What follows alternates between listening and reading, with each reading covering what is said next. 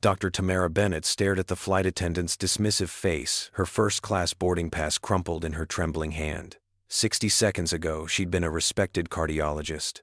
Now, she was being escorted to coach because a white passenger complained. She had no idea that within 20 minutes, her decision to stay on this plane would save 400 lives and expose a conspiracy that reached the highest levels of aviation. Before we dive into this incredible story, tell me where you're watching from in the comments below. If you believe in justice and standing up against discrimination, smash that like button right now. And don't forget to subscribe and hit the notification bell, because stories like this need to be heard. Trust me, what happens next will leave you absolutely speechless. Now, let's get into what really happened on Flight GA 447. Dr. Tamara Bennett settled into the quiet hum of Atlanta's Hartsfield-Jackson Airport Terminal B, buzzing with the chaos of evening departures.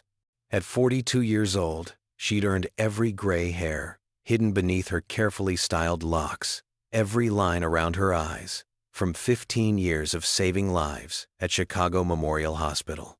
The scent of overpriced coffee mingled with a dozen different perfumes as travelers rushed past their footsteps, echoing against the polished floors.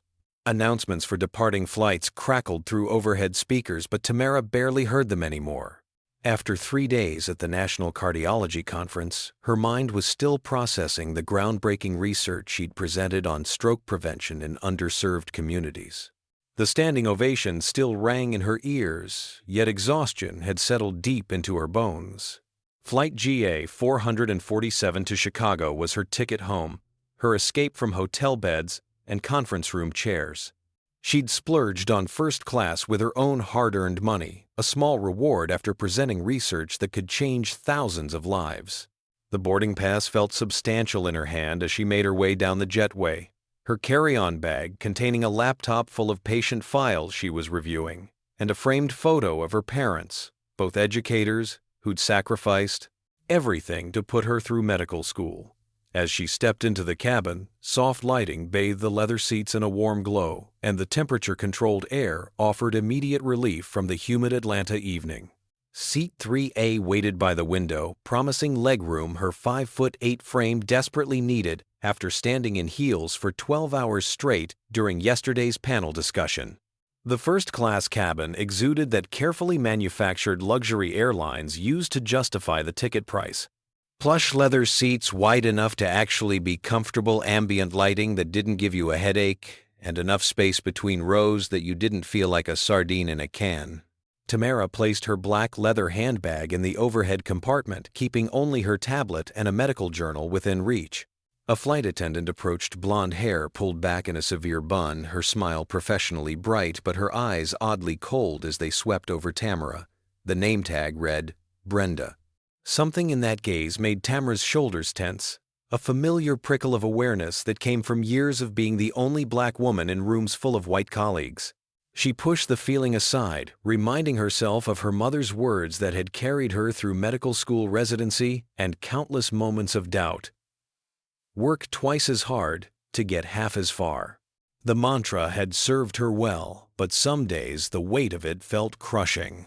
Around her, other passengers settled in with the easy confidence of people accustomed to first-class treatment. Men in expensive suits cracked open laptops, their fingers flying across keyboards as they tackled work emails.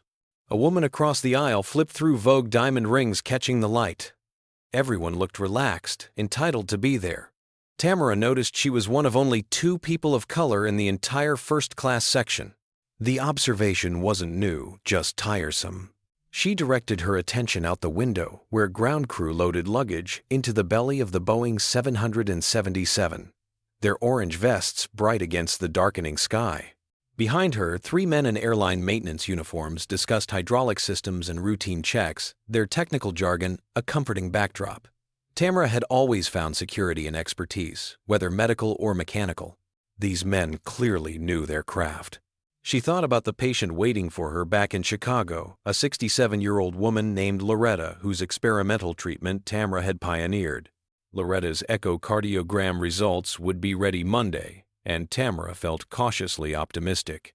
This was why she'd become a doctor, not for accolades at conferences, but for moments when a grandmother got to see her grandchildren grow up. Not for first-class seats, though those were nice. For the thank you in a patient's eyes when they realized they'd get more time. Her fingers traced the edge of her tablet, pulling up Loretta's file to review the latest notes. The cabin continued filling around her, a steady stream of passengers claiming their premium seats, none of them aware that in less than an hour everything would change. The shift in atmosphere was subtle at first, like a storm front moving in before the first drops of rain. Tamara sensed him before she saw him properly, a presence that sucked the air from her carefully maintained calm. Gerald Hutchinson dropped into seat 3B with the graceless entitlement of a man who'd never been told no in his 58 years. His gray suit probably cost more than most people's monthly rent, tailored to disguise a physique that had gone soft from too many steakhouse dinners. The cologne was expensive, but applied with a heavy hand, woody and overwhelming in the enclosed space. A thick gold ring adorned his right hand, the kind of ostentatious jewelry meant to announce wealth and status. His hair, steel gray and slicked back, gave him the appearance of a corporate shark, which, according to the business magazine tucked in his briefcase, wasn't far from the truth. Gerald Hutchinson, CEO of Hutchinson Real Estate Development, a company worth $200 million, built on gentrifying neighborhoods and displacing communities of color. When his eyes landed on Tamara, his entire face transformed. The practiced smile of a man used to getting his way faltered, replaced by a tightening around his mouth, a narrowing of his eyes. He looked her up and down with undisguised contempt, his gaze traveling from her natural hair to her simple but elegant navy dress to her sensible flats. In that 3-second assessment, Tamara felt herself evaluated and found wanting by standards that had nothing to do with her character, intelligence, or accomplishments. It was a look she'd endured in hospital corridors when patients asked for her supervisor, assuming she was a nurse. A look that greeted her in academic settings where colleagues questioned whether she'd truly earned her position or was simply filling a diversity quota. A look that said, "You don't belong here." Gerald made no effort to mask his displeasure. He positioned his leather briefcase so it encroached on Tamara's space, the expensive bag sprawling into the neutral territory between their seats. When she didn't immediately shrink away, he adjusted his elbow so it claimed the armrest, his shoulder angled toward her in a posture of territorial aggression. The microaggressions came rapid fire, death by 1,000 cuts. He cleared his throat loudly, a sound of obvious irritation. He shifted constantly, making a show of his discomfort. And then, leaning slightly away as if proximity might somehow contaminate him, he spoke just loud enough for her to hear. "I didn't know they were letting just anyone into first class these days." The words were casual, conversational even, but the venom underneath was unmistakable. Tamara's hands tightened on her tablet. Heat flooded her face, anger and humiliation warring for dominance. She wanted to respond, wanted to list her credentials, explain that she'd paid for this seat with money earned from saving lives, while he'd probably built his fortune, exploiting people who looked like her. But she'd learned long ago that engaging only gave men like Gerald what they wanted, a reaction proof that they'd gotten under her skin. Instead, she took a slow, deliberate breath, her therapist's voice, reminding her that other people's hatred was their burden to carry, not hers. "Don't give him the satisfaction." The words became a mantra as she turned her attention back to her tablet, fingers steady despite the tremor of rage running through her body. But Gerald wasn't finished. He pressed the call button above his seat, the soft ding summoning Brenda with remarkable speed. When the flight attendant arrived, Gerald's entire demeanor changed. His voice took on the practiced smoothness of someone accustomed to getting service industry employees to do his bidding. "Excuse me, miss. I'm finding myself somewhat uncomfortable with the current seating arrangement." He didn't point at Tamara, didn't need to. His eyes flickered meaningfully in her direction, and Brenda's gaze followed. For just a moment, uncertainty crossed the flight attendant's face. Tamara saw at that split second where Brenda understood exactly what was being asked of her and had to decide whether to comply. The pause lasted maybe 2 heartbeats. Then Brenda's expression smoothed into professional neutrality and she nodded. Tamara felt her stomach drop as Brenda turned toward her, that earlier coldness now making terrible sense. "Ma'am, I need to discuss your seating with you for a moment." The words were carefully chosen, vague enough to maintain deniability. Tamara set down her tablet, meeting Brenda's eyes with a level stare. "Is there a problem?" Her voice was calm, controlled the tone she used when delivering difficult diagnoses to patients. Brenda shifted her weight, glancing back at Gerald before responding. "There's been a system error with seat assignments. Your ticket may have been upgraded by mistake." The lie was so transparent, it would have been laughable if it wasn't so enraging.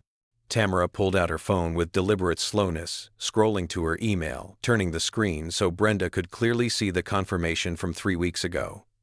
First-class ticket purchased and paid for in full. "This is my seat. I bought it myself. There's no error." But facts didn't matter when bias was in play. Brenda barely glanced at the evidence before responding. "I understand this is frustrating, but we need to resolve the situation. Another passenger requires this seat. Not another passenger has a claim to this seat, or there's been a legitimate mix-up. Another passenger requires this seat, as if Tamara's paid reservation somehow mattered less than Gerald's comfort." Around them, other passengers had begun to notice the confrontation. A few turned in their seats, faces registering annoyance at the disruption. Not at the injustice being perpetrated, but at Tamara for being the source of the delay. No one spoke up. No one questioned why a clearly documented passenger was being asked to move. The silence of complicity was almost worse than Gerald's active hostility. Tamara felt the familiar weight settling on her chest, the accumulated trauma of a lifetime of moments like this. She thought of her first day of medical school when a professor had asked if she was in the right classroom. The time a patient refused her care, demanding a real doctor before being sedated for emergency surgery, she performed flawlessly. The tenure committee meeting where a colleague suggested her research only got published because journals needed to check boxes. Each memory was a scar, and now here was another wound being carved into her dignity at 35,000 feet. She could fight this. She could demand to speak to the captain, threaten legal action, make a scene. But she was tired, bone-deep, exhausted, and the eyes watching her held no sympathy. So after 30 seconds that felt like 30 minutes, Dr. Tamara Bennett stood up. Not because she accepted the injustice, but because choosing her battles was a survival skill she'd mastered out of necessity. Brenda led her down the aisle like a criminal being escorted from the scene of a crime, through the curtain separating first class from the rest of humanity, into the fluorescent brightness of the main cabin. Past rows of curious eyes, some sympathetic, most indifferent, all the way to seat 28F, a middle seat, wedged between a heavy-set man already snoring with his mouth open and a harried mother trying to soothe a crying infant. The space was claustrophobic, the seats narrow, the air thick with the mingled scents of fast food and bodies in close quarters. Tamara's carry-on had to be stuffed under the seat in front of her, leaving no room for her legs. The man to her left sprawled into her space, his shoulder pressing against hers. The baby to her right screamed at a pitch that made her teeth ache. This was where they decided she belonged. Not in the seat she'd paid for, but crammed-in coach, punished for the crime of being black, in a space that apparently wasn't meant for her. The contrast between first class and coach wasn't just about legroom or free champagne. It was about being treated like a human being versus being treated like cargo. Tamara sat wedged between her two seatmates, unable to move without bumping into one of them, unable to pull out her laptop because there simply wasn't space. The overhead lights were harsh and industrial, nothing like the soft ambiance she'd left behind. The air vent above her head rattled with every adjustment, and the seat cushion had the kind of worn flatness that spoke to thousands of passengers before her. Around her, the sounds of coach travel created a discordant symphony. Crying children, loud phone conversations during the final minutes before takeoff, the crinkle of snack bags and rustle of magazines. It was the sound of people making do, getting by, treated as an afterthought by an industry that had long since figured out how to monetize every inch of space and every moment of comfort. The man beside her shifted in his sleep, his head lolling toward her shoulder before jerking back. The mother on her right bounced the baby with increasing desperation, murmuring soothing words that weren't working. Tamara felt a spike of sympathy for both of them, fellow travelers, just trying to get through a flight, but her own distress was too sharp to extend much compassion. She tilted her head back against the seat, closing her eyes, trying to find some center of calm in the storm of her emotions.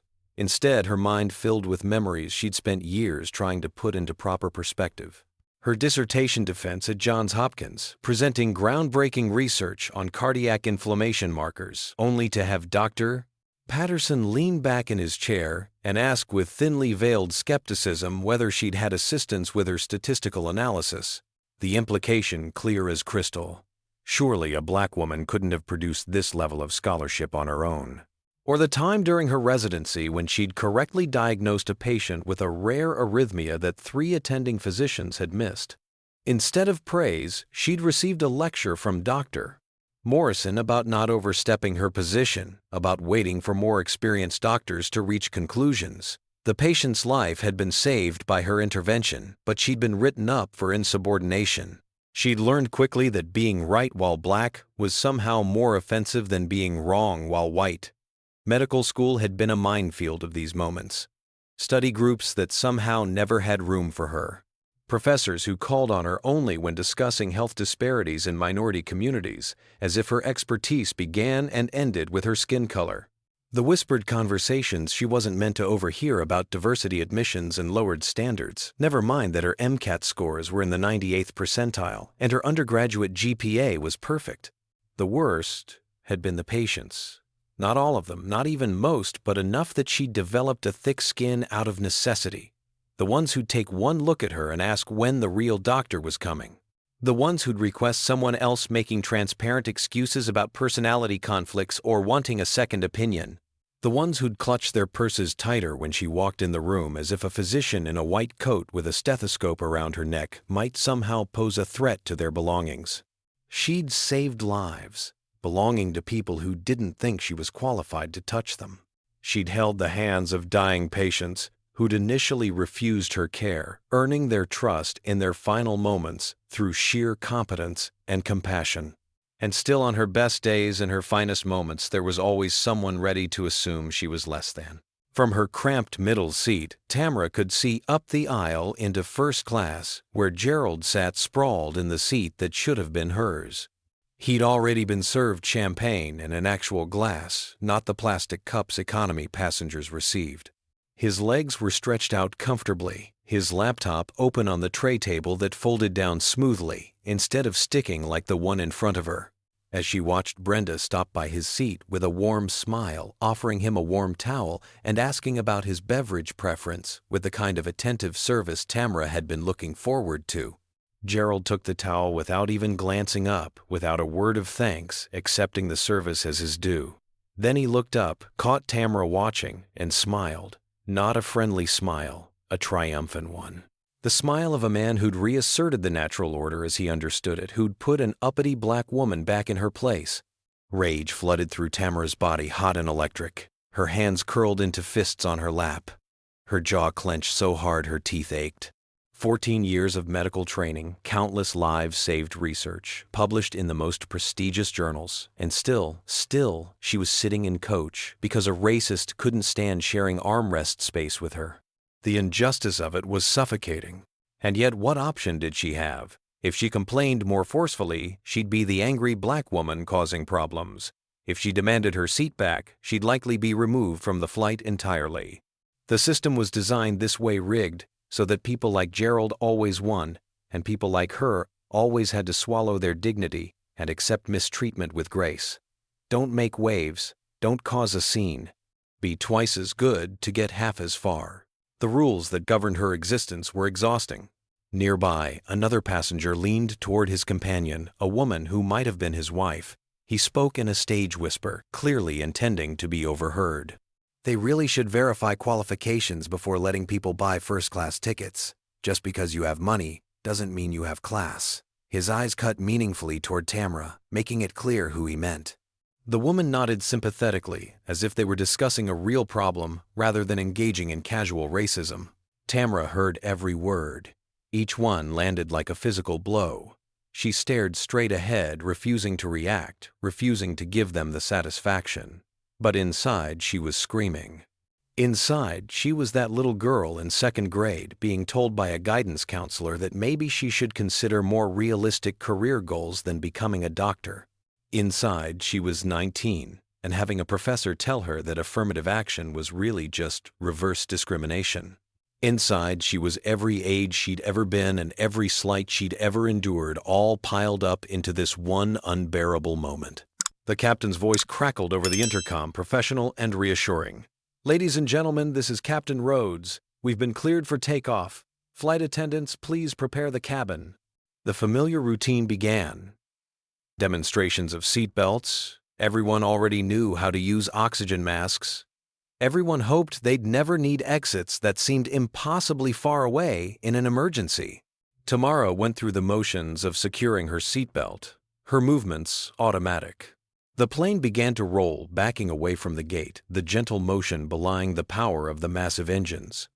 They taxied toward the runway, stopping briefly as other aircraft took their turn. Then came the acceleration, the building roar of thrust, the moment when wheels left ground and Atlanta fell away beneath them. The plane banked left, climbing steadily, and Tamara closed her eyes against the familiar pressure in her ears.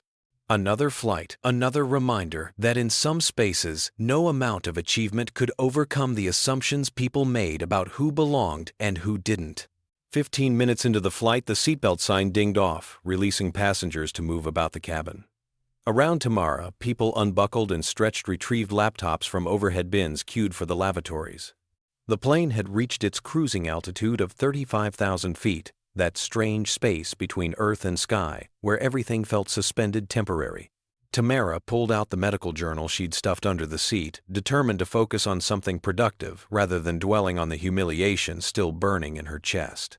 The article was about advances in minimally invasive valve replacement, dense with technical language that usually captured her complete attention. But today, the words blurred on the page.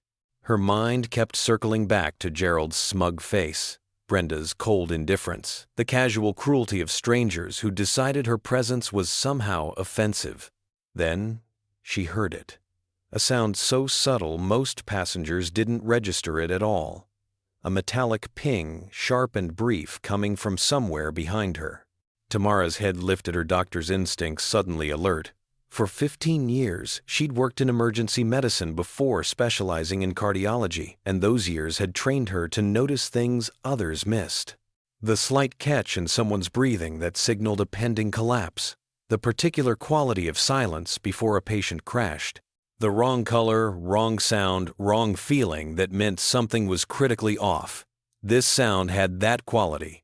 Wrong. She weighted journal forgotten in her lap, listening with the full focus of someone whose job required reading signals most people ignored. 30 seconds passed.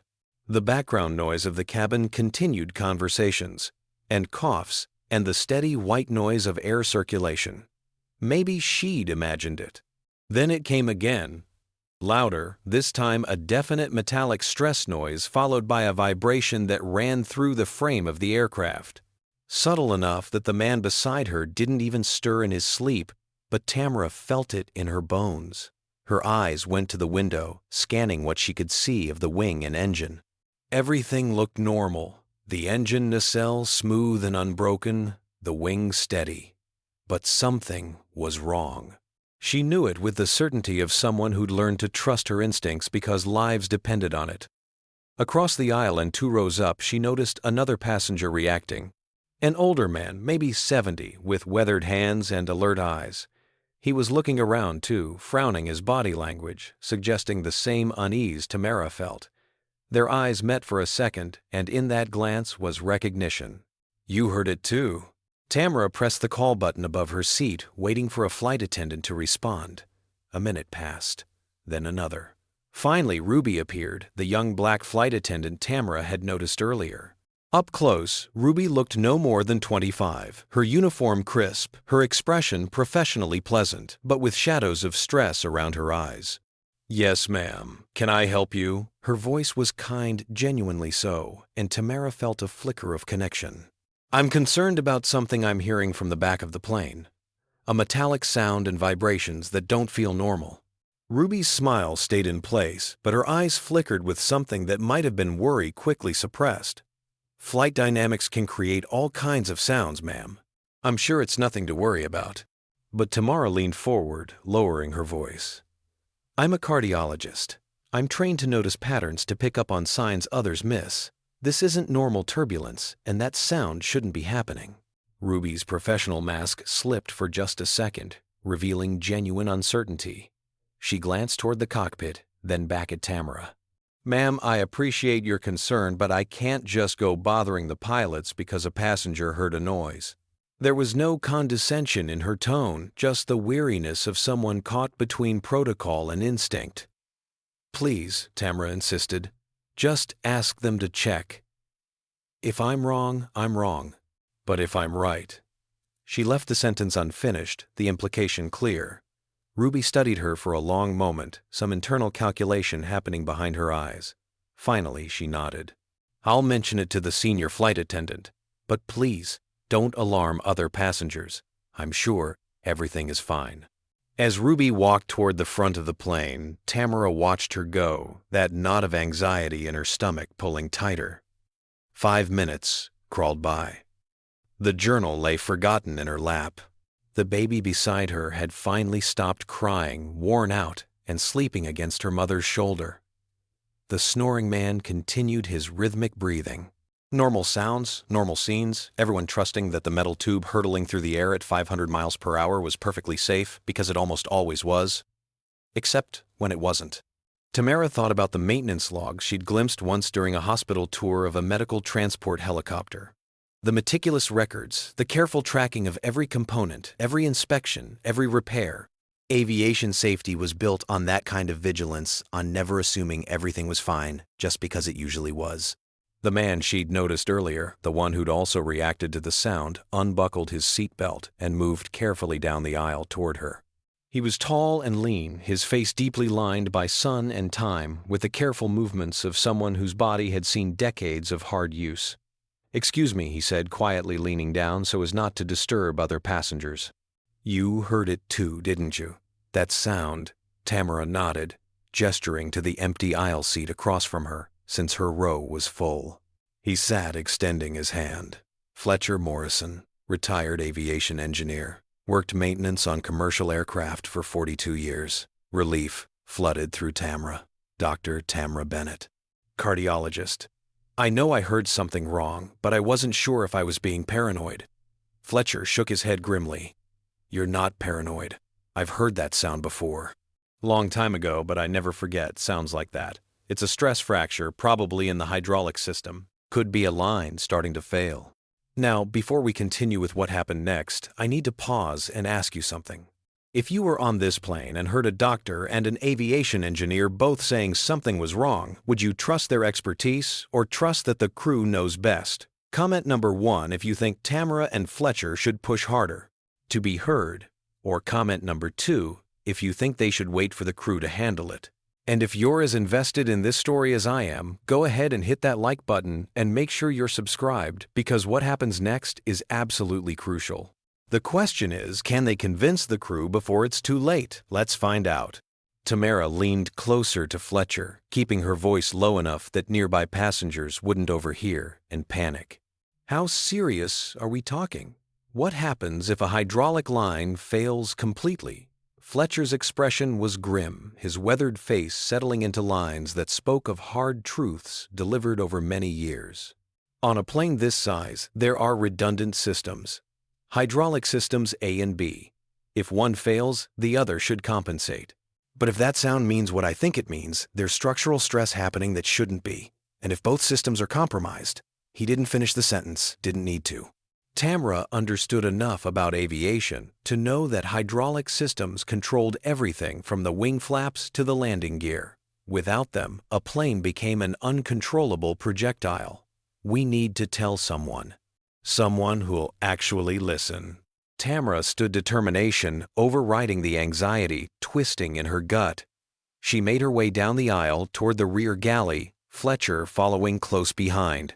The 2 flight attendants stationed there, Georgina and another woman whose name tag read Melissa, looked up in surprise as Tamara approached. Georgina was a black woman in her 40s, with kind eyes and an air of competence that came from years of experience. "Can I help you?" she asked, her tone professional but not unkind. Tamara didn't waste time with pleasantries. "I need you to tell me what's really happening with this plane.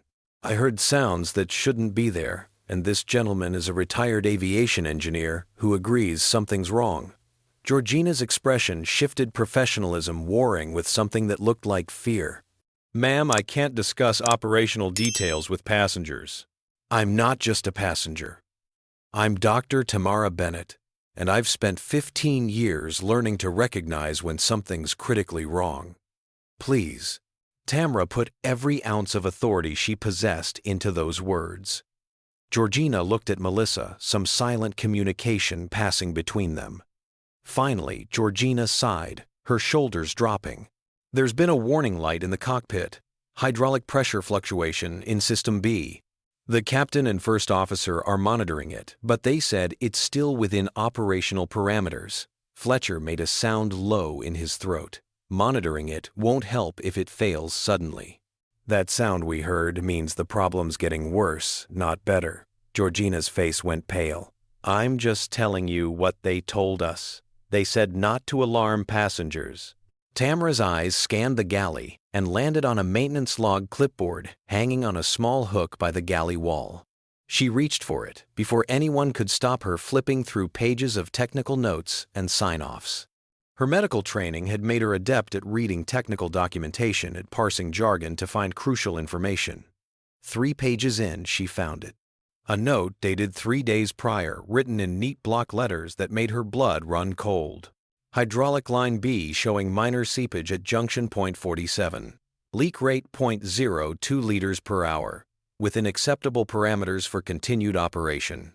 Scheduled for inspection and possible replacement after ATL to ORD route. Today's date. This flight, they'd known there was a problem and decided to fly anyway. "They knew," Tamara said, her voice shaking with anger and disbelief. "Your maintenance crew knew this plane had a hydraulic leak and they cleared it to fly." Georgina took the clipboard from Tamara's hands, reading the entry herself. Her face went from pale to gray. "That's standard procedure. If something's within tolerance, they're allowed to defer maintenance until the next scheduled stop. It happens all the time." Fletcher leaned in, his voice hard with decades of experience. "It happens all the time, until it doesn't. .02 liters per hour leak at sea level is one thing. At altitude, with temperature changes and pressure differentials, that leak can accelerate fast, real fast." As if the plane itself wanted to prove his point, another sound echoed through the cabin louder than before. This time it wasn't subtle. It was a definitive bang followed by a shudder that ran through the entire aircraft. Passengers gasped. Someone screamed. The plane tilted slightly to the left before correcting, and overhead compartments rattled ominously. The lights flickered once, twice, and suddenly the oxygen masks dropped from their ceiling compartments with a clatter that sent the cabin into instant chaos. The captain's voice came over the intercom, steady but tight with controlled stress. "Ladies and gentlemen, this is Captain Rhodes. We're experiencing a technical issue. Please secure your oxygen masks immediately and remain calm. Flight attendants, take your seats." The professional calm in his voice did nothing to stop the wave of panic that swept through the cabin. Children started crying. Adults shouted questions no one could answer. People fumbled with oxygen masks, some putting them on wrong in their fear. Tamara's training kicked in instantly, overriding her own fear. She grabbed an oxygen mask, secured it over her face with practiced efficiency, then immediately moved to help the mother near her seat who was struggling to get masks on herself and her baby. "Listen to me," Tamara said firmly, her voice muffled but clear through the mask. "Baby first, then yourself. Like this." She demonstrated, helping the woman position the tiny mask over her infant's face, ensuring the elastic was snug but not too tight. All around her, flight attendants were trying to restore order, moving through the cabin, checking that passengers were following safety procedures. But Tamara could see the fear in their eyes, the way their hands shook slightly as they worked. This wasn't a drill. This wasn't minor turbulence. Something was genuinely critically wrong. Fletcher had returned to his seat, but he caught Tamara's eye across the chaos and jerked his head toward the front of the plane. toward the cockpit. She understood immediately. They needed to make the pilots understand how serious this was. Tamara pushed her way forward against the tide of people and panic, her mask secure her doctor's bag grabbed from her original seat as she passed. When she reached the cockpit door, she pounded on it hard enough to be heard over the cabin noise. "I'm a doctor. Open this door. You need to hear what I have to say." The door cracked open, and a young man in a pilot's uniform, the first officer, stared at her with wide eyes. Sweat beaded on his forehead, despite the cool cabin air. "Ma'am, you need to return to your seat immediately. We're handling the situation." Tamara jammed her foot in the door before he could close it. "I read your maintenance log. You have a hydraulic leak that was deferred. I heard the system failing." "How bad is it?" The first officer's jaw clenched, anger and fear mixing in his expression. "That's confidential, operational information. I'm going to have to ask you to step back, or I'll have no choice but to consider you a safety threat." Tamara didn't budge. "I'm a safety threat. Your plane is falling apart, and you're worried about protocol." She shoved the door open wider, and before the first officer could stop her, she was in the cockpit. The scene inside was organized chaos. Captain Rhodes, a man in his 50s with silver hair and the weathered look of someone who'd flown thousands of hours, sat in the left seat, his hands moving constantly across controls. Warning lights blinked red across multiple panels. Alarms beeped in a cacophony that spoke of cascading failures. The first officer moved to physically remove Tamara, but she held up both hands. "Wait. Just wait. I'm Dr. Tamara Bennett.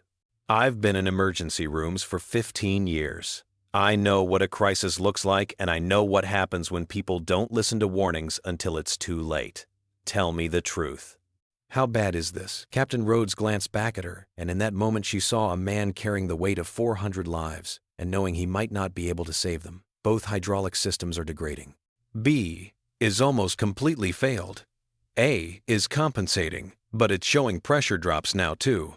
We're losing control authority. "Can you land?" Tamara asked, her voice steady despite the terror coursing through her veins. "We're trying to divert to Cincinnati. It's the closest major airport 30 minutes out."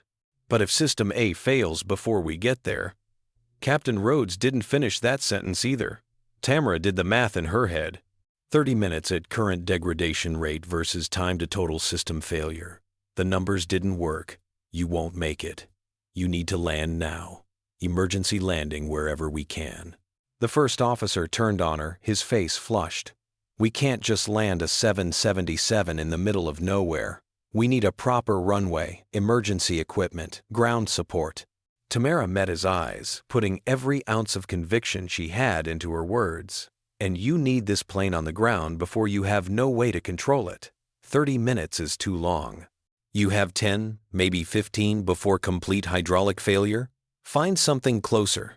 Find anything." Captain Rhodes stared at her for 5 long seconds. She could see him weighing her words against his training, against protocol, against the desperate hope that they could make it to Cincinnati.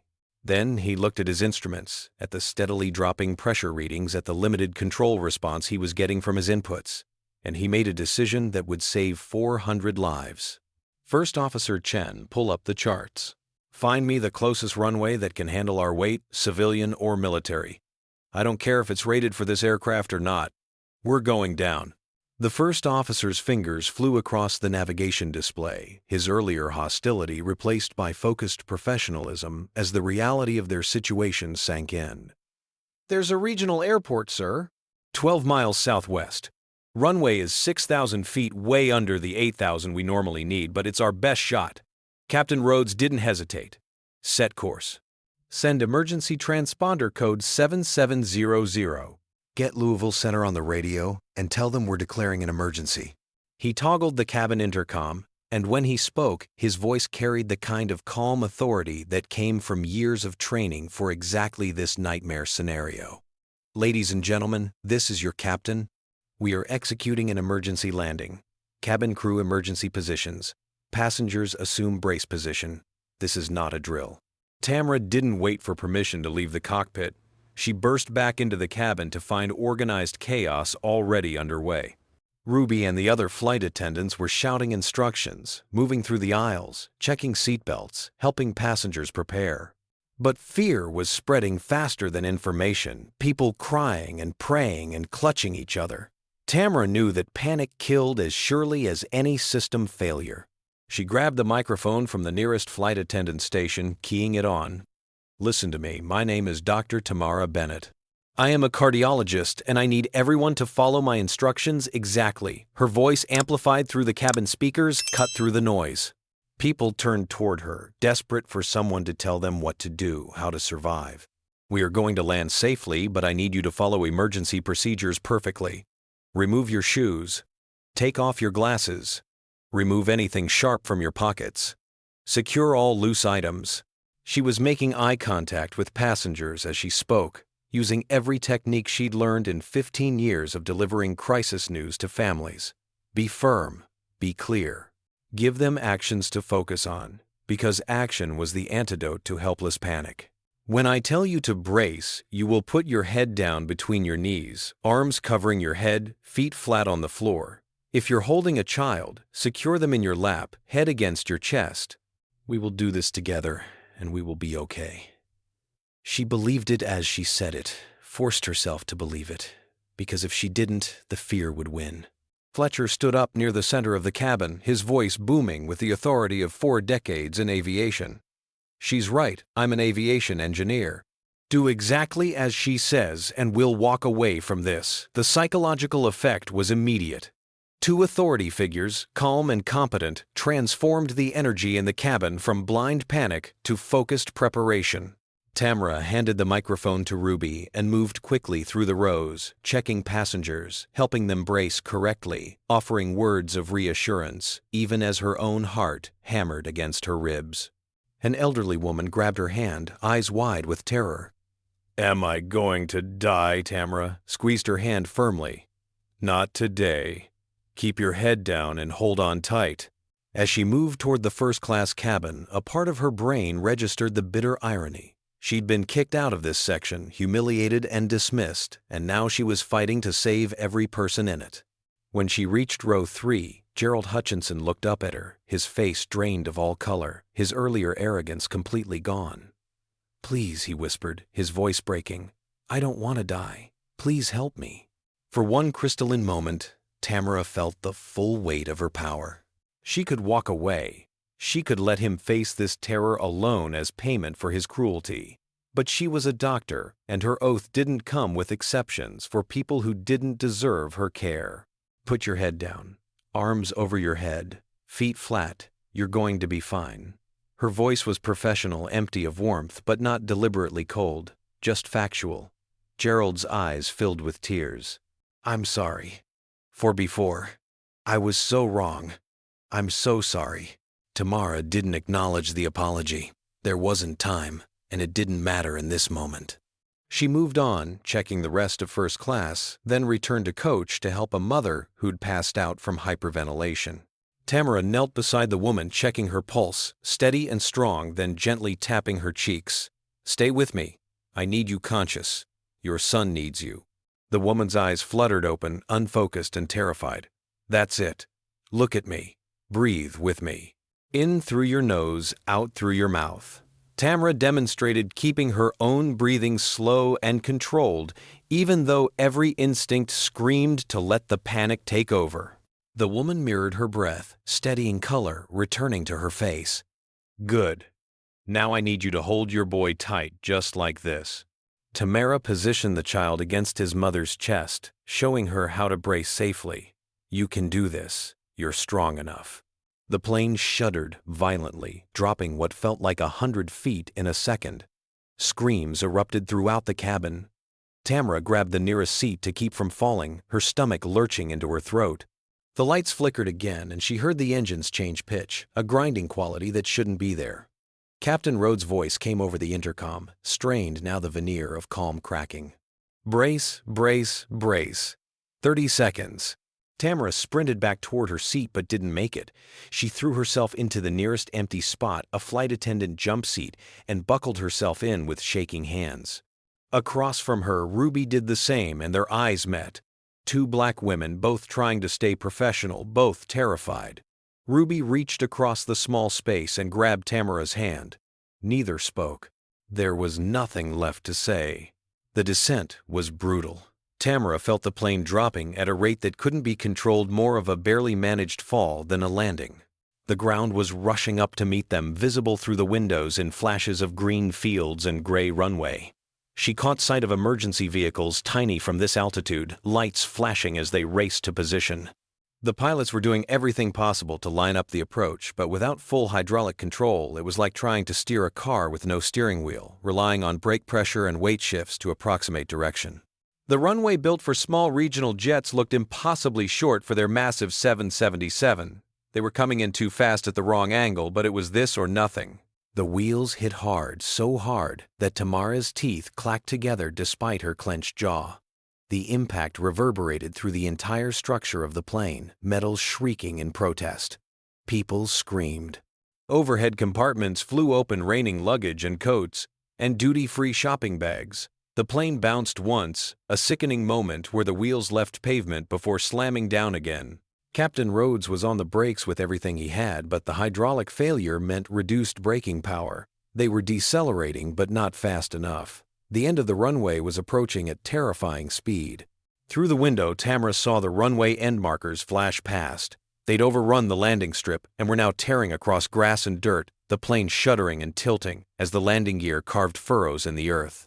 For 10 endless seconds, Tamara was certain they were going to flip, certain the plane would cartwheel and break apart, and 400 lives would end in fire and twisted metal. She thought of her mother, her father, her brother Jerome, the family dinner she'd missed this Sunday. She thought of Loretta and her other patients who were waiting for her. She thought of all the things she'd meant to do and never had time for. And then, with a final groaning shudder that seemed to come from the soul of the aircraft itself, the plane stopped. Tilted maybe 15 degrees to the left, nose slightly down, but stopped. Whole. The engines wound down their scream, fading to a whine, and then to silence. And for 3 perfect seconds there was absolute quiet, as 400 people collectively realized they were alive. Then the cabin erupted.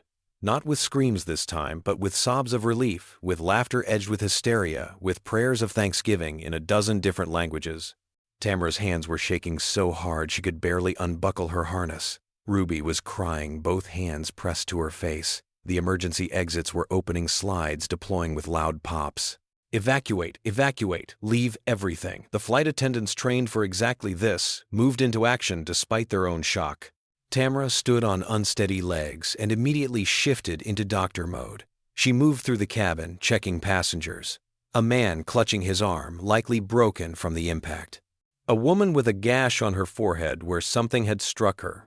Minor injuries, manageable injuries, miracle injuries. No one was dead.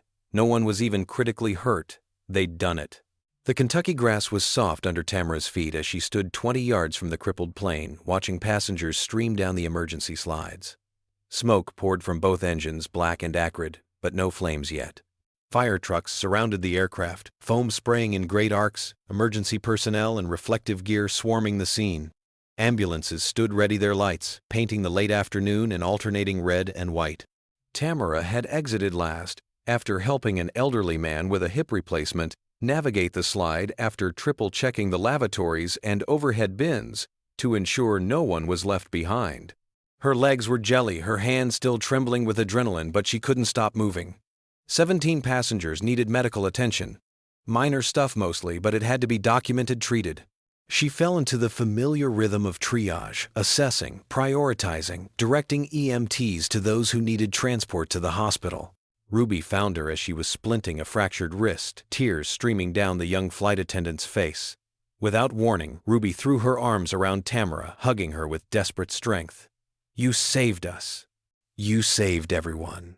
Her voice broke on the words. Tamara returned the embrace, feeling the other woman shaking.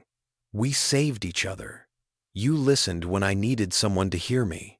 They stood like that for a moment, 2 survivors clinging to each other in the aftermath of shared trauma before Ruby pulled back, wiping her eyes. "The investigators are here. They want to talk to you." Tamara nodded, spotting 2 people in suits, approaching with grim expressions and notepads. Federal Aviation Administration, without question. This was going to be a long night. The lead investigator was a woman in her 50s, named Carlson, with steel gray hair and eyes that missed nothing. Dr. Bennett, I'm Special Investigator Carlson with the FAA. I understand you played a significant role in the decision to execute an emergency landing. It wasn't quite an accusation, but it wasn't praise either. Neutral, professional, gathering facts. Tamara straightened her spine, meeting the woman's gaze directly. I identified unusual sounds consistent with mechanical failure. I alerted the flight crew. When they were initially dismissive, I insisted they check their systems. By the time they acknowledged the problem, both hydraulic systems were compromised. I advised Captain Rhodes that 30 minutes to Cincinnati was too long, that we needed to land immediately. He made the final decision. Investigator Carlson made notes, her pen moving rapidly across her pad. You're a cardiologist, correct? Not an aviation expert. There was something pointed in the question. Tamara felt her jaw tighten. I'm a doctor, trained to recognize when something's critically wrong. I spent 15 years in emergency medicine where seconds matter and you learn to trust your instincts. I heard sounds that shouldn't exist on a properly functioning aircraft. I saw warning signs. I acted. Carlson nodded slowly. Dr. Bennett, did you at any point enter the flight deck without authorization? Ah, there it was. Tamara could see where this was going. She was going to be the problem, the passenger who'd violated protocol, potentially even charged with interfering with a flight crew. I entered the cockpit to inform the pilots of critical information they needed. If that violated regulations, I'll accept the consequences. But those 400 people are alive because I did. Before Carlson could respond, Captain Rhodes approached, still in his uniform but with his jacket off, his shirt damp with sweat. He looked 10 years older than he had at the start of the flight, the weight of what had almost happened etched into every line of his face. Miss Carlson, if I could interrupt. This woman saved my aircraft and everyone on it. I need that in your report. Our instruments were telling us we had time to reach Cincinnati. She knew better. He turned to Tamara, extending his hand. Dr. Bennett, I owe you an apology. You tried to warn my crew earlier, and we didn't take you seriously enough. That delay could have been catastrophic. Thank you for not giving up. Tamara shook his hand, feeling some of the tension in her chest ease. At least the pilots weren't going to throw her under the regulatory bus. But she had questions of her own. Captain, that maintenance log? The entry about the hydraulic leak. Why was this plane allowed to fly? Rhodes's face darkened, anger flashing in his eyes. That's a question I intend to get answered. Maintenance signed off on this aircraft as airworthy. Someone's going to answer for that. As if summoned by the conversation, another investigator approached this one, a man named Patterson with the bearing of someone used to delivering bad news. Captain Rhodes, Dr. Bennett, you need to see this. He led them to the damaged aircraft, where a team of aviation mechanics was examining the exposed hydraulic systems made visible by panels they'd removed. The damage was shocking even to Tamara's untrained eye. Hydraulic fluid covered everything, pooling on the ground beneath the belly of the plane. One of the mechanics, a woman with grease-stained hands and a grim expression, pointed to a section of hydraulic line that had split completely, the metal edges, jagged and corroded. Line B failed catastrophically. Junction point 47, exactly where the maintenance log noted seepage 3 days ago. But that's not the worst part. She directed their attention to System A's hydraulic line. This one shows evidence of deliberate tampering. Someone loosened the coupling here, not enough to cause immediate failure, but enough that at altitude, with pressure and temperature changes, it would gradually degrade. Tamara felt ice slide down her spine. You're saying this was sabotage? The mechanic shrugged. I'm saying this coupling didn't loosen itself. Whether it was deliberate sabotage or criminal negligence, I can't say. But someone who knew what they were doing set this plane up to fail. Investigator Carlson was already on her phone, barking orders. Within minutes, police vehicles were screaming toward the airport. Patterson pulled up maintenance records on a tablet, scrolling through digital files. The sign-off on this aircraft was done by Preston Walsh, maintenance supervisor. He's the one who marked the System B leak as within acceptable parameters and cleared the plane to fly. Tamara remembered that name from the log she'd read. Preston Walsh, who'd decided 0.02 liters per hour was no big deal, who'd scheduled repairs for after this flight, where is he now? They found Preston Walsh in the terminal building, trying to blend in with the crowd of stranded passengers. He was a thin man in his 40s, with nervous eyes and hands that wouldn't stop fidgeting. When airport police approached him with FAA investigators in tow, he tried to run. It was pathetic, and brief security tackling him before he made it 20 feet. Tamara watched from a distance as they brought him back in, handcuffs his face pale and sweaty. "I didn't mean for anyone to get hurt." He was shouting, his voice high and panicked. "It was just supposed to create delays, just maintenance issues that would ground planes and cost the company money. The parts supplier was paying me okay. They wanted to prove that cheaper components were just as good. No one was supposed to actually crash." The confession spilled out of him in a torrent witnessed by dozens of people. Preston Walsh had been taking bribes from a discount parts supplier, signing off on substandard components, and deferred maintenance to demonstrate that the airline could cut costs. He'd been skimming profits from both ends, taking money from the supplier, while also accepting bonuses from the airline for keeping maintenance costs low. But somewhere in his scheme, he'd miscalculated. He'd assumed the redundant systems would prevent any actual disaster. He'd been wrong. If Flight GA 447 had crashed, Walsh would have blamed it on unforeseeable mechanical failure. Instead, thanks to Tamara's intervention, his entire operation was exposed. As police led him away, he was still trying to justify himself. "It was just business. Airlines cut corners all the time. I was just trying to get ahead." Tamara felt sick. 400 lives, including her own, had been gambled away by a man trying to make an extra dollar. She turned away from the scene, needing air, needing space.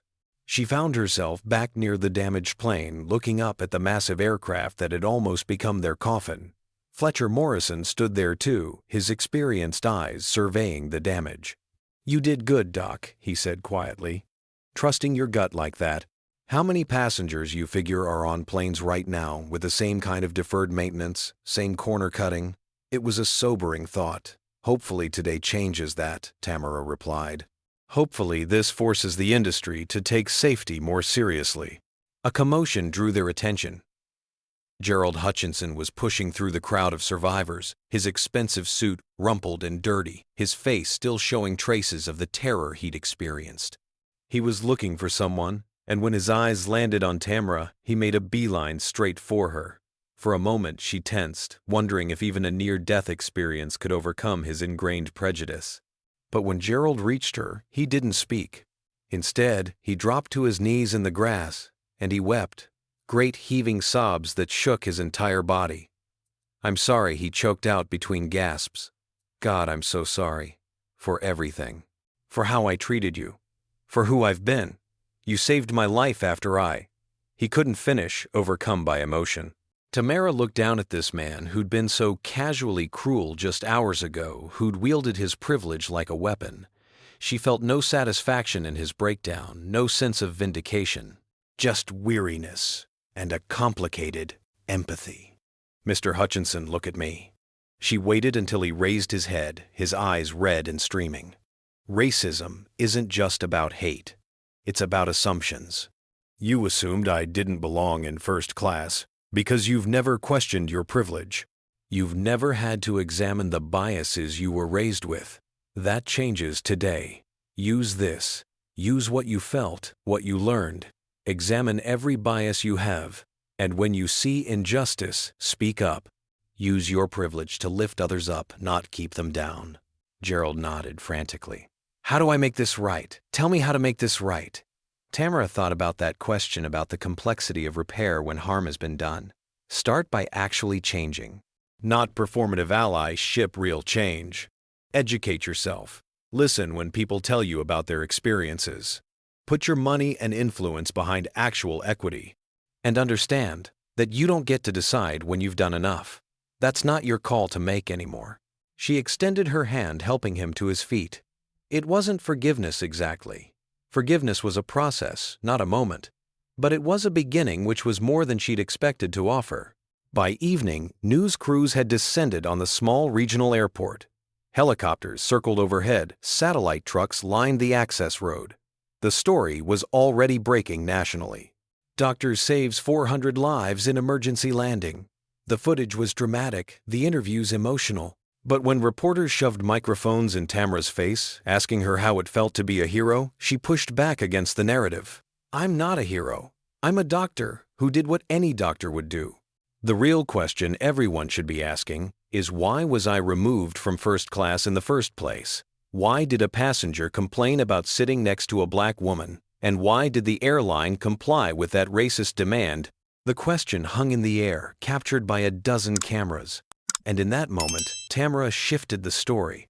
This wasn't just about a dramatic rescue.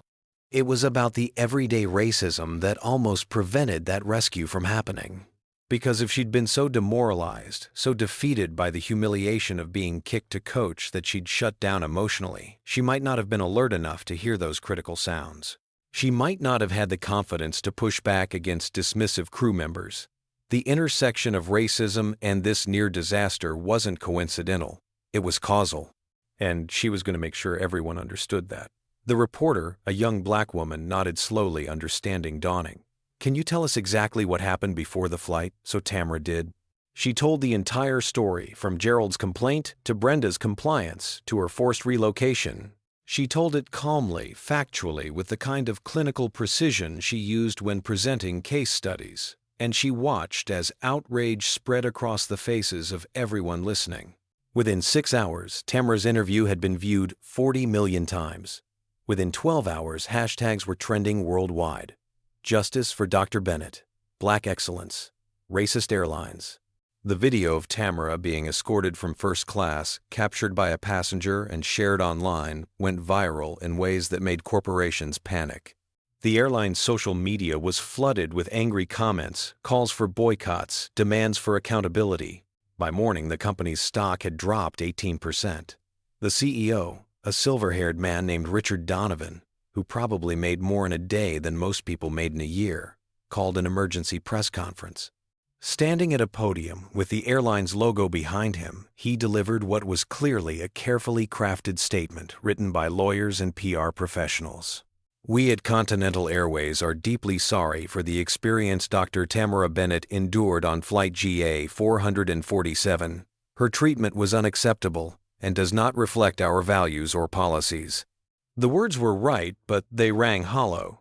Tamara, watching from her hotel room in Kentucky while waiting to be cleared to fly home, felt her jaw tighten. She grabbed her laptop and started writing. 2 hours later, she'd crafted an op-ed that she sent to the New York Times, Washington Post, and Chicago Tribune. The Times published it within 24 hours under the headline, "I saved a plane, but I shouldn't have had to prove my worth." The essay was personal and political, detailing not just the incident on the plane, but a lifetime of similar moments, being followed by security in stores, being asked for her credentials by patients who assumed she was a nurse, being passed over for opportunities given to less qualified white colleagues. But she didn't just make it about herself. She contextualized her experience within the broader pattern of how black professionals, especially black women, were treated in America. The essay went deeper, discussing implicit bias in medicine, how black patients received worse care because of stereotypes about pain tolerance and drug-seeking behavior. She discussed how her own research on health disparities had been initially rejected by journals who claimed it wasn't rigorous enough, only to be celebrated once a white colleague co-signed it. She discussed the exhaustion of constantly having to be twice as good to be considered half as acceptable. The essay was raw, honest, and devastating. It got 3 million views in the first day. Major news outlets picked it up. Talk shows called begging for interviews. Tamara appeared on Good Morning America, The View, CNN, and a dozen other programs. On TheView.co, host Sunny Hostin asked Dr. Bennett, "Do you forgive the passenger who complained about you?" Tamara paused, considering her words carefully. "Forgiveness is a personal journey, and it's not something I owe to anyone on a timeline that makes them comfortable. Gerald Hutchinson has apologized, and I appreciate that. But forgiveness isn't about him. It's about my own peace. What I can say is, this forgiveness doesn't mean forgetting. It doesn't mean the harm wasn't real. And it doesn't mean we don't need systemic change to prevent the same harm from happening to others. Individual apologies are nice. Institutional accountability is essential.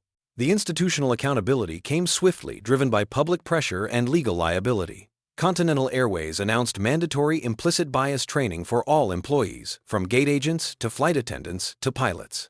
They revised their policies on passenger complaints requiring documented evidence before any paying customer could be removed from their assigned seat. Brenda, the flight attendant who'd initially enforced Gerald's racist demand, was suspended for 3 months without pay and required to complete extensive training before being allowed to return to work. The airline established a $10 million fund for diversity initiatives, including scholarships for aspiring pilots and flight attendants of color. It wasn't enough, would never be enough, but it was a start. And it was more than most companies did, unless forced. Gerald Hutchinson, for his part, seemed genuinely committed to change. He appeared on CNN publicly acknowledging his racism and pledging to do better. But more importantly, he backed up his words with action. He established the Bennett Scholarship Fund, dedicating $10 million of his personal fortune to supporting Black students pursuing careers in medicine. The first 5 recipients were announced 2 months after the incident, 5 brilliant young people who would now have their medical school tuition fully covered. When reporters asked him about it, Gerald was blunt. "I spent 60 years thinking I was better than other people because of my skin color. Dr. Bennett saved my life and then showed me how to actually be better. This scholarship is the least I can do. It won't erase my past, but maybe it can help build a better future." Fletcher Morrison, the retired aviation engineer, used his industry connections and the publicity from the incident to push for regulatory reform. He testified before Congress about the dangers of deferred maintenance and corporate cost-cutting in aviation safety. His detailed technical report, co-authored with Tamara's account of the medical aspects of the crisis, became a case study in how individual vigilance could prevent systemic failures. The FAA announced new regulations requiring independent audits of all maintenance records with particular scrutiny on any deferred repairs. Airlines could no longer simply trust their own employees to sign off on safety issues. Preston Walsh, the corrupt maintenance supervisor, pleaded guilty to multiple charges, including reckless endangerment, bribery, and fraud. He was sentenced to 7 years in federal prison, his career and reputation destroyed. During his sentencing hearing, the judge said, "You gambled with hundreds of lives for profit. You are fortunate that Dr. Bennett's vigilance prevented the tragedy your negligence invited." 3 months after the incident, Tamara received the American Medical Association's Award for Courage and Advocacy. She stood on stage at the annual conference in San Diego, looking out at thousands of physicians, and delivered a speech that would be excerpted in medical schools for years to come. "I don't want to be celebrated for doing my job. I want a world where I'm not doubted before I even open my mouth, where my expertise is assumed based on my credentials, not questioned because of my race, where I don't have to prove I belong in spaces I've earned the right to occupy. That's the world I'm fighting for. Not for me, although I would certainly benefit, but for every Black girl who dreams of becoming a doctor and needs to know that her dreams are valid, that her brilliance is real, that she belongs." The standing ovation lasted 5 minutes. Physicians wept openly. And in that moment, Tamara felt the weight of representation, the burden, and the honor of being visible. But the real test came when she returned to Chicago Memorial Hospital, back to the rhythms of her normal life. Her colleagues treated her like a celebrity, which was uncomfortable. She didn't want special treatment. She wanted to do her job. The first day back, she was assigned a new patient, a white man in his 70s presenting with arrhythmia. When Tamara entered the examination room, introduced herself, and began taking his medical history, the man interrupted her. "I want a real American doctor. No offense, but I'd prefer someone else." The words landed like a punch to the gut. 3 months ago, she'd saved 400 lives. She'd been on national television, received awards, sparked a national conversation. And still, this man looked at her and saw only her skin color. For a moment, the exhaustion was overwhelming. Would it ever change? Would there ever be a day when she didn't have to prove herself? Tamara took a slow breath, centered herself, and spoke with the patience of someone who'd had this conversation 1,000 times. "Sir, I'm board certified in cardiology. I completed my residency at Johns Hopkins and my fellowship at Cleveland Clinic. I've published 42 peer-reviewed papers and have been practicing for 15 years. I am a real American doctor, and I'm the one assigned to your care today. If you'd like to refuse treatment based on my race, that's your right, but you'll need to sign an AMA form and find another hospital. She held his gaze steadily, not angry but firm, not defensive but absolutely clear about her worth. The man blinked, perhaps surprised by her directness. He looked away first. Fine. You can treat me. It wasn't a victory, not really. It was just another day in a life full of these moments. But after he left, after she'd successfully treated his arrhythmia and sent him home with a new medication regimen that would probably save his life, Tamara sat in her office and allowed herself to feel everything. The frustration and the hope, the anger and the determination. She pulled out her phone and scrolled through her messages. Hundreds of them from young black girls and women telling her she'd inspired them. One message stood out from a 16-year-old in Atlanta. Dear Doctor, Bennett, I want to be a cardiosurgeon when I grow up, but my school counselor told me I should pick something more realistic. After hearing your story, I know she's wrong. Thank you for showing me I can do this. Thank you for not giving up. Tamara's eyes blurred with tears. This was why she'd spoken up. This was why she'd endured the interviews and the scrutiny and the public examination of her most painful moments. For this girl in Atlanta and thousands like her who needed to see someone who looked like them succeeding in spaces they'd been told weren't meant for them, she typed a response. You absolutely can do this. It won't be easy. You'll face doubters and obstacles and people who underestimate you. But your dreams are valid, your intelligence is real, and you belong in any room your abilities take you to. Keep going. I'm rooting for you. Then she closed her phone, returned to her patient charts, and went back to the work she'd always loved. Saving lives, one patient at a time. Because that's who she was regardless of whether anyone appreciated it or not. 6 months after Flight GA 447's emergency landing, Tamara found herself on another plane, this time flying from Chicago to New York for a speaking engagement at Columbia University Medical School. She'd booked first class again, a small act of defiance and self-care. As she settled into her seat, she felt the familiar flutter of anxiety. Not about flying, she'd gotten back on planes within a week of the incident, refusing to let fear control her life. But about the reactions of other passengers, the possibility of another confrontation. The seat next to her remained empty until the final boarding call. And then a young white woman hurried down the aisle, breathless and apologetic, as she stowed her bag. She glanced at Tamara, did a double take, and her eyes went wide. Oh my God. Are you Dr. Bennett, Dr. Tamara Bennett? The woman's voice was hushed, almost reverent. Tamara tensed, unsure if this was going to be admiration or confrontation. She nodded cautiously. Yes, that's me. The woman's face broke into a genuine smile. I'm Kaylee. I'm a flight attendant, actually based in Denver. I just wanted to say thank you, not just for saving that plane, but for speaking up, for calling out what happened to you. Your story changed how I see my job. We did a whole training overhaul at our airline because of you, and honestly, it was needed. I'm ashamed we needed a near disaster to make these changes, but thank you for forcing that conversation. Warmth flooded through Tamara's chest, loosening some knot she hadn't realized was still tight. That means a lot. Thank you for saying so. Kaylee settled into her seat, and they chatted briefly about the industry changes before the flight attendant had to buckle in for takeoff. The flight was smooth, uneventful in the best possible way. No mechanical issues. No racial incidents. Just a routine trip through the air, the kind of forgettable journey that most people took for granted, but that Tamara would never see quite the same way again. When they landed at JFK, Tamara checked her phone to find a text from Gerald Hutchinson. First scholarship recipients started medical school this week. 5 incredible students. Thank you for giving me the chance to be part of something that matters. Still working on being better. Hope I'm making progress. Tamara typed a brief response. Keep going. Real change is a marathon, not a sprint. Proud of you for staying committed. She meant it. Gerald's transformation wouldn't erase the harm he'd caused over 60 years, wouldn't undo the systems that had benefited him at others' expense. But it was something.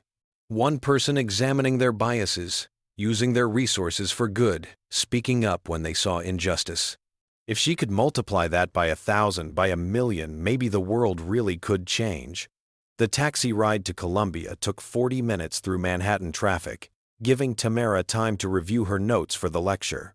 She was speaking to 200 medical students about implicit bias in healthcare, about the ways racism manifested in treatment decisions and diagnostic assumptions, about how doctors had to be vigilant not just about physical symptoms, but about their own prejudices. The auditorium was packed when she arrived, standing room-only students perched on steps and leaning against walls. Faculty sat in the front rows, distinguished professors who'd written the textbooks Tamara had studied from. It should have been intimidating, but she'd been through worse than a tough crowd. She'd been through Flight GA 447. Everything else was manageable by comparison.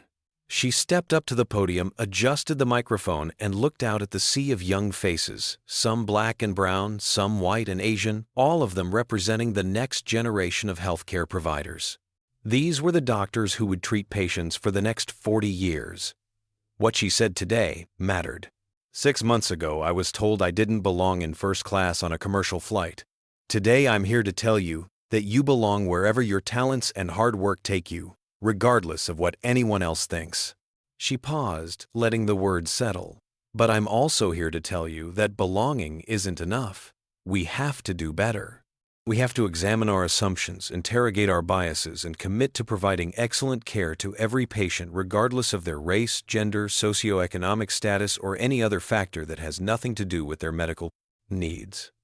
For the next 90 minutes, Tamara spoke about her journey, about the challenges and the triumphs, about the patients she'd saved and the system she was still fighting to change, about Flight GA 447 and how a lifetime of being underestimated had almost prevented her from trusting her own expertise enough to speak up. She told them about the research showing that Black patients were consistently undertreated for pain, that their symptoms were more likely to be dismissed, that they faced higher mortality rates for treatable conditions because of provider bias. She didn't sugarcoat, it didn't make it comfortable. Change required, discomfort required sitting with hard truths and deciding to be better. The students were riveted, taking notes furiously, many with visible emotion on their faces. During the Q&A session, a young Black woman raised her hand, her voice shaking slightly as she spoke. "Dr. Bennett, I'm a third-year student, and I've been thinking about quitting. I don't see people who look like me in positions of power here. I feel like I have to work twice as hard for half the recognition. How do you keep going when the system feels rigged against you?" Tamara's heart ached for this student, for the familiar pain in her question. You find your why. What made you want to become a doctor in the first place? Hold on to that. For me, it's every patient I save, every young doctor I inspire, every system I force to change, even incrementally. The fight is exhausting, I won't lie to you. But the alternative is accepting injustice, and I refuse to do that. You belong in medicine. Not because of your race, but in spite of the obstacles placed in your way because of it. Your perspective, your experience, your unique insights, those make you invaluable to your future patients. Don't give that up. We need you. The student nodded, wiping her eyes, and several others in the audience were crying too. After the lecture, dozens of students lined up to speak with Tamara personally. They shared their stories, their struggles, their hopes. She listened to each one, offered what wisdom she could, and gave them her contact information with permission to reach out if they needed support or advice. One student, a young man from Haiti, told her, "My parents sold everything they owned to send me to medical school here. Sometimes I feel like I'm carrying their dreams and mine, and the weight is crushing. But after hearing you speak, I feel like I can breathe again. Thank you." These moments, these connections, this was the work that mattered as much as any surgery she could perform. Building a network of support, creating pathways for those coming behind her. That evening, back in her hotel overlooking the Manhattan skyline, Tamara sat by the window with her laptop open. She'd received an email from the FAA earlier that day, a follow-up report on the investigation. "Dear Doctor, Bennett, as a result of your actions and testimony in the matter of Flight GA 447, we have identified and rectified safety violations at 17 additional aircraft.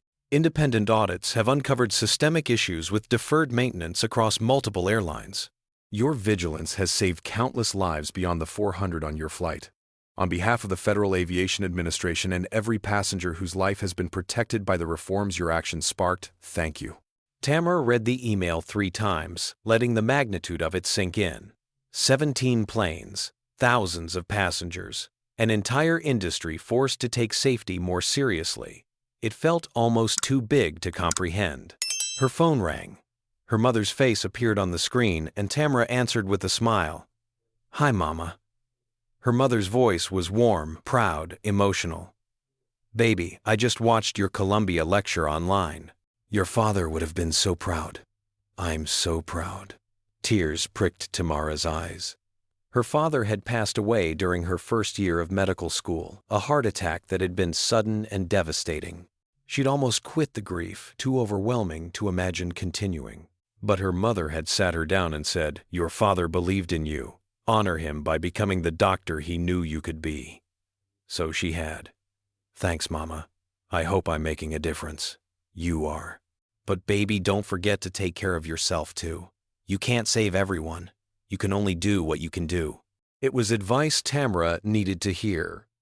She'd been running at full speed for 6 months, interviews and speaking engagements, and advocacy work on top of her regular patient load. The exhaustion was catching up with her. "I promise I'll take some time off soon. Maybe come visit you in Atlanta. I'd love that. You can help me plant the garden. Get your hands in some dirt. Remember where you come from." They talked for another 20 minutes about family, about small things that had nothing to do with racism or plane crashes or systemic change. Just a daughter and her mother connected by love across the miles. When they hung up, Tamara felt grounded in a way she hadn't in weeks. She opened her journal, a habit she'd maintained since medical school, and began to write. 6 months ago, I was asked to give up my seat. I refused to give up my dignity. Today, I'm still fighting. Not just for a seat on a plane, but for a seat at every table where decisions are made, where policies are set, where futures are determined. This is my story, but it's also the story of millions who are told they don't belong. We do belong, and we won't stop proving it. The fight for equality is never over, but every victory, no matter how small, lights the way for those who come after. I think about that girl in Atlanta who wants to be a cardio surgeon. I think about the Columbia students who needed to hear they weren't alone. I think about the passengers on planes right now who are safer because I trusted my instincts, and I know this work matters. It's exhausting and painful and often thankless, but it matters. She closed the journal and set it on the nightstand next to her medical credentials, the framed certificate that declared her a board-certified cardiologist, and the small family photo she carried everywhere. The photo showed her parents and her brother taken at her medical school graduation. They were all smiling pride radiating from every face. She'd made it so far from where she'd started, a black girl from a working-class neighborhood who dared to dream of becoming a doctor. She'd faced obstacles at every turn and overcome them through sheer determination and brilliance, and the support of people who believed in her. Now she was doing the same for others, being the support she'd needed, speaking the words she'd longed to hear. It was a legacy worth building, a fight worth fighting, and she was just getting started. Outside her window, New York City glittered with a million lights, each one representing a life, a story, a struggle. Somewhere in that vast cityscape, a young black girl might be looking at the same skyline, dreaming of becoming a doctor, despite everyone telling her it was too hard, too unlikely. Tamara silently sent that girl a message across the dark. "You can do this. Don't let anyone convince you otherwise. I'll be here fighting to make the path easier for you. Keep going. We need you." And with that thought, she turned off the lights, crawled into bed, and slept the deep, dreamless sleep of someone who'd given everything they had and knew it was enough. The fight would continue tomorrow. Tonight she could rest, knowing that 400 lives had been saved, that countless more had been protected, and that her voice, once dismissed and silenced, was now being heard around the world. That was victory. Imperfect, incomplete, but undeniably real. So what do you think about Dr. Tamara Bennett's incredible journey? Would you have had the courage to keep pushing when everyone was dismissing your concerns? Comment below and tell me your thoughts on how we can continue fighting against discrimination in all its forms. And if this story moved you, if it made you think differently about the everyday racism that people of color face, please hit that like button and share this video with someone who needs to hear it. Subscribe to the channel for more true stories of courage, resilience, and the fight for justice. Thank you for watching, for listening, and for being part of the conversation that leads to real change. Remember, we all have the power to speak up when we see injustice. We all have the responsibility to examine our own biases and do better. Dr. Bennett showed us what's possible when one person refuses to be silenced. Let's honor her courage by doing the same in our own lives. Until next time, stay strong, stay vigilant, and never stop fighting for what's right. Dr. Tamara Bennett's story teaches us that expertise transcends skin color, and courage means trusting your instincts, even when others dismiss you. Her experience reveals how everyday racism creates dangerous ripple effects beyond personal humiliation. When we allow bias to determine who belongs in certain spaces, we risk silencing the very voices that might save lives. Tamara's medical training taught her to recognize patterns others missed, but it was her refusal to be diminished that transformed observation into action. The maintenance supervisor's corruption reminds us that cutting corners for profit can have catastrophic consequences, while the airline's complicity in racial discrimination shows how institutions enable individual prejudice. Gerald Hutchinson's transformation demonstrates that accountability requires more than apologies. It demands sustained action and resource commitment. The most powerful lesson is about speaking up despite fear of being labeled difficult or angry. Tamara risked being removed from the flight entirely, yet her persistence saved 400 lives and exposed systemic failures. Her story challenges us to examine our own biases and asks whether we stay silent when witnessing injustice. Real change happens when individuals refuse to accept discrimination as normal, when they trust their expertise despite being underestimated, and when they use their voices to protect others. Tamara didn't just ground a plane. She elevated the conversation about who gets believed, who gets heard, and who truly belongs. What would you have done in Dr. Bennett's position? Would you have trusted your instincts and risked confrontation, or would you have stayed silent? Comment below and share your thoughts on how we can combat everyday racism in our communities. If this story inspired you, if it opened your eyes to the reality many Black professionals face daily, smash that like button right now. Subscribe to our channel and hit the notification bell so you never miss stories of courage that challenge injustice and spark real change. Share this video with your friends, family, and colleagues because conversations about racism and discrimination need to happen everywhere, in every space. Thank you for watching, for listening, and for being willing to confront uncomfortable truths.